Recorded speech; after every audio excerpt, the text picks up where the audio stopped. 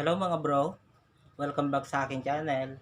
So itong gagawin ko na TV ngayon, itong changhong LED TV ay yung part 2 ng ng ginawa ko ng Kasi nung una mga bro, yung backlight na nilagay ko, akala ko kasi magkapareha sila ng ng akala ko 3 volts yung yung nailagay. Siguro ayaw umilaw kasi 6 volt nga.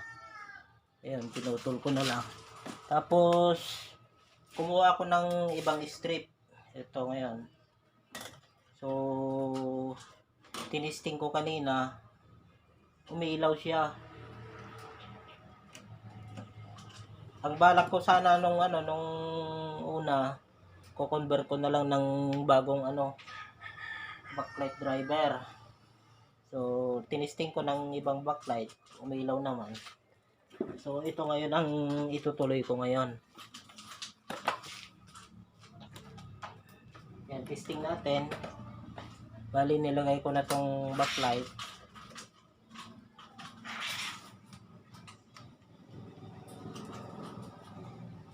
Yan, i-power natin. Yan, power na. Yan. Okay naman siya. Hindi na siya namamatay.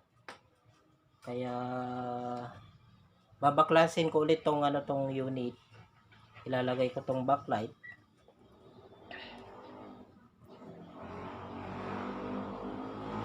Yan.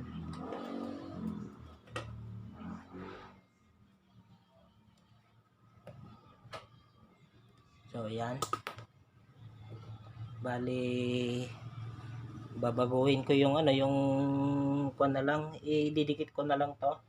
Tapos guguntingin ko na lang yung yung cover niya para sumakto sa may butas.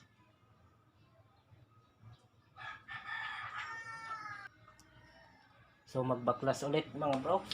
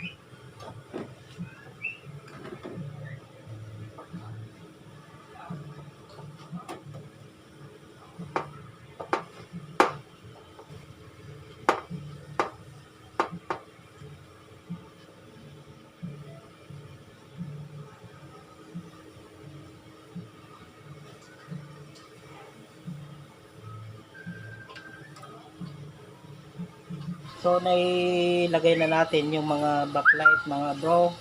Tapos naibalik ko na rin tong LCD. So titisting ko na.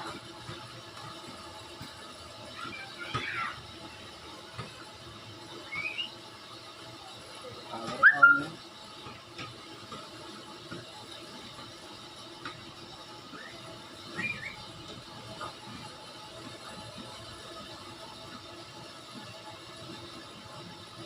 So yan. So okay na siya mga bro. So ibabalik ko na lang tong tong takip niya. Yan. So ibalik ko na lang tong takip niya mga bro. So ito na nga mga bro. So titesting na natin.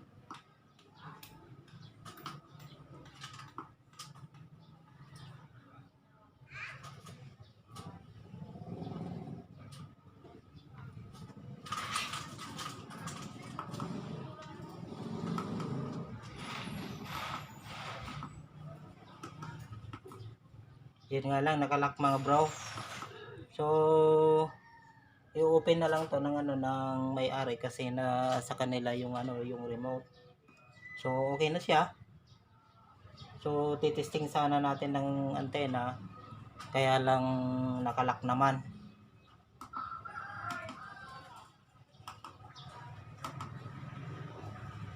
Yan, hanggang dyan lang mga bro. Salamat sa panonood sa aking video. At kung bago ka pa lang sa aking channel, huwag kalimutang mag-subscribe. I-like mo na rin itong video at saka kung maaari, i-share mo na rin sa iba para makatulong sa mga baguhan na nagbabalak mag-aral ng electronics.